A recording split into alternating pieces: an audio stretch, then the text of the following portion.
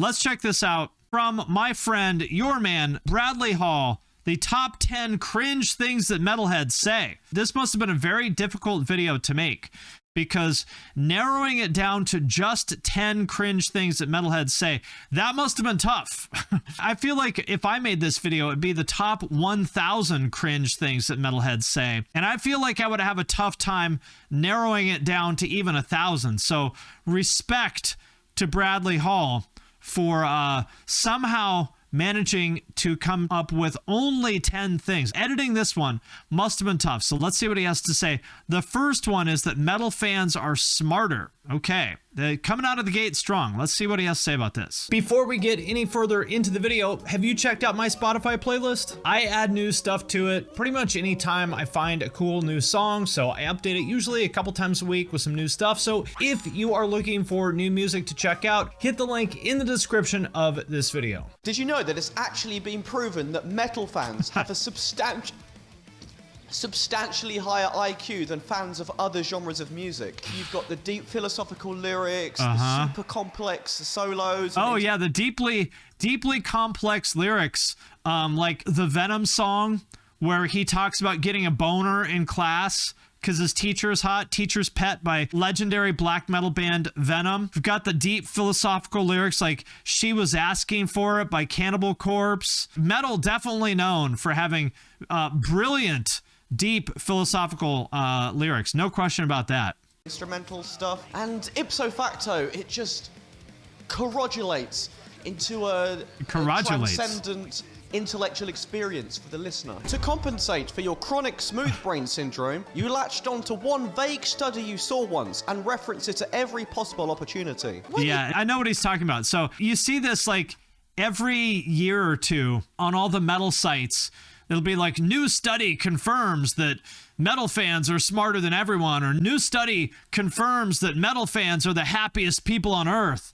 And if you read it, you know, it's a sample size of like 6 people, and the person who conducted the study, you know, is wearing an Opeth shirt, and you're like, oh, gosh, I wonder if he's biased at all. I wonder if he went into this perhaps already having jumped to the conclusion that metal is the best thing in the world. Just maybe this long-haired guy from Denmark wearing the Opeth shirt just might be biased. So that's my thought on all these kind of studies. Okay, next one is metal is basically classical music. You think about it, heavy metal is really just modern-day classical music, right? What with the advanced harmony, unparalleled... Yeah. Such advanced harmony. Like that one Jet song goes, diddle-a-na-na, diddle-a-na-na, diddle-a-diddle-a-diddle-y, and the death metal song goes, oh yeah. I mean, if you played Cattle Decapitation next to Beethoven, nobody could tell the difference, right? Basically indistinguishable. You know, I'm pretty sure that if Vivaldi, Bach, or Beethoven were alive today, they'd probably be rocking it up in Dragon Force or something. Oh, yeah, definitely. Dragon Force and every gent band whose name ends in S. Every, like, plural noun gent band. It's basically classical if you think about it. Yeah, very advanced harmony, so many zeros in your tab. Well, just think about that. How many musicians are there in a classical orchestra, right? There's, I don't know, I mean, it depends, but there could be dozens, right? Dozens. So just the fact that a metal band is 4 or 5 people with a vocalist that just grunts right there tells you something. Second, the idea that like metal musicians are on the same level as classical musicians is absolutely hilarious, especially when you consider how fake metal is. Like, metal fans hate it when I bring this up, but metal is maybe like the fakest genre. Programmed drums, programmed bass, guitars that are recorded 3 notes at a time, vocals are comped to shit with like 8 compressors on them. Metal is fake as hell. Yeah, sometimes they even program guitars, but other than all those things, yeah, basically classical. Other than that, it's the same thing as classical. You've never in your life actually listened to a piece of classical music all the way through, and just assume this take to be true because you see it all the time in YouTube comments. I just can't understand how anyone can like that band. I mean, have you seen their fans?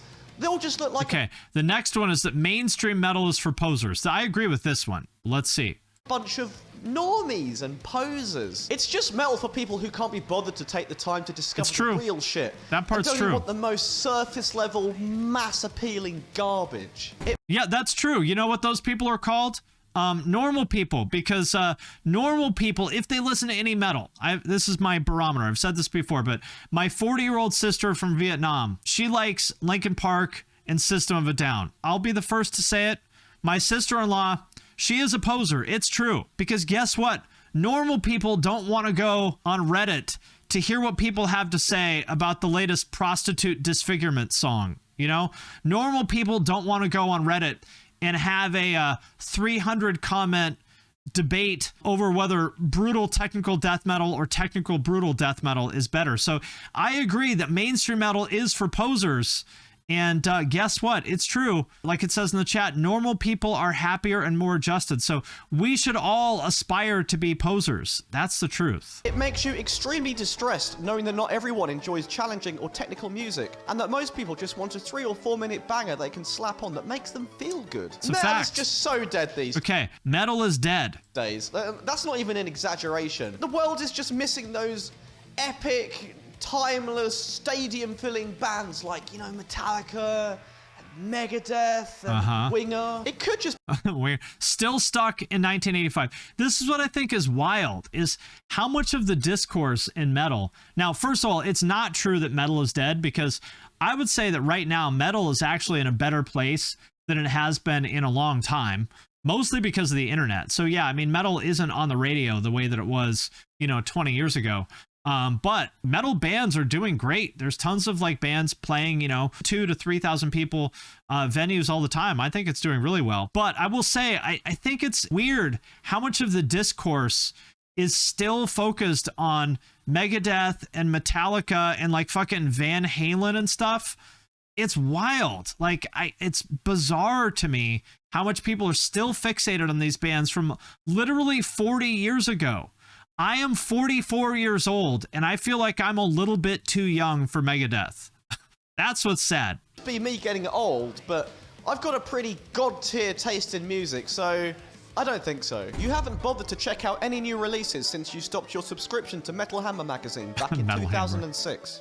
Yeah, I think that's true, too. He makes a good point, is that, you know, you hear a lot of people that say that thing X is dead, whether that's like skateboarding or a genre of music or MMA or graffiti or whatever, like, oh, that thing died. Well, it just so happens that this thing died at the same moment you stopped paying attention to it, right? Funny how that works, isn't it? So yeah, I agree with him on that. Listen, as much as I wish metal was dead, as much as I have tried to kill metal over the years, it just won't die. Okay, assuming that girls only get into metal through guys. Oh wow, you like metal? That's so cool. The world is definitely lacking female metalheads these days. There aren't enough of you. So who got you into metal? Your dad? No? Your boyfriend? Your brother? No? Your boyfriend? Always. No? Oh. You can't comprehend the fact that a female metal fan could discover music of her own accord, and it must obviously be the result of a male generously gifting it to her like some sort of priceless heirloom. Priceless heirloom. I will say this. One of the things that I find most encouraging right now is that I would say there are more girls into metal now than probably in 15 years. Probably not since the MySpace days, because I remember in the MySpace days when all the metalcore and deathcore shit was big, you know, like all the crabcore bands and Suicide Silence and all those kind of things. I remember being like, oh, this is interesting. There's girls listening to bands like Suicide Silence and Winds of Plague that are like heavy as fuck. This is interesting. And of course, all the metalcore stuff of Mice and Men and, you know, Ask Alexandria and all that stuff. Like, I would say the audience for that was maybe even like mostly female at the time. We have seen a return of that. The scene girls are back, only now they call them e-girls or big titty goth GFs. They're back. And guess what? I'll let you in on a secret. You know, sometimes girls just like metal. Sometimes their enjoyment of metal has nothing to do with men. Listen, when I met my wife, I was surprised to find out that her favorite bands were Children of Bodom and Born of Osiris. I'm like, okay, well, I'm a little bit scared, but yeah, she likes Children of Bodom more than I do. Oh yeah, here's a good one.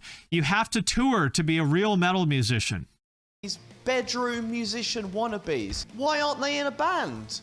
Why aren't they touring the world? I hate this one. This is such a common thing, that you have to tour to be a real metal musician. Why? What if you don't want to? You know, if you want to tour, great. But the fact of the matter is that you can reach more people. If your goal as a musician is to reach as many people as possible with your music, you can do that on TikTok and YouTube and Instagram better than you can from playing shows, right? You know, let's say you're in a small but legitimate touring band. You might play to, I don't know, 100 people a night if you're lucky, right? If you're in a small band. Even someone with a really small, shitty Instagram following will reach more than 100 people with a post. You know, on TikTok, you could reach hundreds of thousands or maybe even millions of people with one TikTok. So if you want to play shows, by any means, you know, go for it. But I don't really see why, you know, why do you need to do that? You know, if all you want to do is reach people with your music, why do you need to tour for that? You know, I feel like this just comes from, like, it's just gatekeeping. It's people who are mad that other people have a following on social media. It's touring musicians who don't understand how to use social media that are mad that there's other people who do understand how to use social media. And so they try to undermine and discredit those people. That's what it is. Yeah. Checkmate. You're completely oblivious to the fact the music industry is unsurprisingly way different to what it was 30 or 40 years ago, and that there are indeed now other ways to build a successful music career besides sacrificing the majority of your life to live on a bus. Yep, exactly. You build your audience through TikTok and YouTube, then go touring for the money once the audience is big enough. I don't think that's true either, because most bands don't actually make money on tour. The big bands do, but most bands don't make money on tour. A lot of them even lose money on tour. I absolutely guarantee you that Bradley Hall makes more money than almost anybody in a touring metal band. Other than, you know, Gojira and, you know, whatnot, people like that, they make more money than he does. But anybody that's touring, you know, that's playing like your local 500 cap venue, I guarantee you that Bradley Hall makes more money than they do. I'm certain of it, because, I mean, you know, he has 400,000 subscribers. Like, I know how many views he gets, guarantee it. So, you know, I don't even think it's true that to make money, you know, you go on tour, you live in a van and you lose money, and it's like, wow, to play to 100 people a night, if you want to do it, go for it, but you don't need to. Okay, next one is the Megadeth versus Metallica debates. I am definitely tired of this one. I honestly think that Metallica wouldn't have enjoyed anywhere near the amount of success they've had if it wasn't for Dave Mustaine. The guy basically wrote the entire first two albums. Didn't he write like one song? I'm sure I remember reading on a forum like 15 years ago that he actually wrote way more of Master of Puppets than the band would actually like to let on. Didn't he write like one song or something like that? It blows my mind that in the year 2023, anybody cares about this Megadeth versus, like, what? Who gives a fuck, man? Again, I'm 44 years old. I'm too young to care about this. Dave Mustaine left Metallica in what, like 1984 or something, when I was 6 years old? How could somebody that's in their 20s or 30s care about this? I don't understand. Metallica versus Megadeth debates were boring 30 years ago, and unsurprisingly, they're still boring today. Yes. I just can't stomach anything after their... Okay, I only listen to the early stuff. All right. Well, I gotta say, I might be one of these people that only listens to the early stuff. So he might be talking about me here. Let's see. First album, to be honest, there was something about the rawness and the lo-fi production quality that really gave the band their signature sound. You know, once they signed that record deal and they started recording their albums in a proper recording studio, you know, they just lost their magic. Fuck. See, I am this person. It's not always, but you know, I think oftentimes the band's first album is the best one. You know, at least in my opinion, because I do kind of like that rawness. I don't like overproduced stuff. So, Bradley Hall, we are no longer friends. You disagreed with me on something. That means we're mortal enemies forever. Consider our friendship over. Fucking sellouts, man. Honestly. God, I hope all of those Lamborghinis and private jets are worth it. Oh, they were. They were worth it. But Listen, I've never called somebody a sellout in my life, and I will never, ever, ever get mad at somebody for getting the bag. Listen, if you can sell out, do it. I will be first in line to sell out if I ever get the opportunity. Trust me, if there is a line of people who want to sell out, I will be at the front of that line. You were absolutely crushed when your favourite band started recording in a proper studio, and it was clear that none of them could actually play their instruments properly. This new album is without a doubt... Oh boy, my favorite one. This new album is our heaviest / most progressive yet. This is how you know it's going to be butt rock. Every time the band says, this album is our heaviest yet most melodic, they're like, oh God. Okay, so it's going to sound like Breaking Benjamin. Every time. The most heaviest and boundary-pushing thing we've ever done. And it's going to be butt rock. I know we said that last time, but trust me, this time it's on this time a it's whole true. New level. He was an absolute godsend having such an esteemed producer like Rick Ray-Bans working with us. Listen, every time that a band goes to work with some producer that's like not a metal producer, every fucking time it ends up being butt rock. People don't do it. They try to go to these like radio producers because they think this is going to be their big album that helps them break through and now everyone's going to love them. It never works, people. It doesn't work. No more butt rock. You know, he just pushed our creativity to places that I never thought existed. Your band is completely out of ideas. I'll never accept... Okay, and the last one, core isn't metal. Okay, look, I'm wearing a Judge shirt, so obviously I am personally offended by this one. I am the core, so I'm taking this one as a personal attack. Metalcore or deathcore as real metal. Something about it just doesn't sit right with me. Breakdowns, what's the deal with those? I mean, any old monkey with a guitar can play those. Plus, all the guys in those bands are just way too handsome. It makes me extremely uncomfortable. I mean, that's the worst part. You guys know there's nothing I hate more than a guy in a band that's better looking than me. Tim from Polyphia, I hate you. Noah Sebastian, I hate you. Ollie Sykes, I hate you. Anybody in a band that's younger, cooler, better looking than me, more successful than me, I hate all of them. Every single one of you. It's not enough for me to succeed. You must fail. But the whole idea that core isn't metal, I think is weird. Like, I remember when Suicide Silence came out and people would say this about them. People would call them like scene-aside Silence and say that they weren't, you know, they weren't metal. I'm like, do you have functioning eardrums? I mean, you listen to a song like, you know, Bludgeoned or Unanswered, like any Suicide Silence song. That shit is heavy as fuck. It sounds like heavier than 90% of, you know, quote unquote real metal. I never understood that one. You have a hard time accepting the fact that not all metal bands these days want to grow their hair out and wear camo pants and ratty band t-shirts. It's facts. Okay.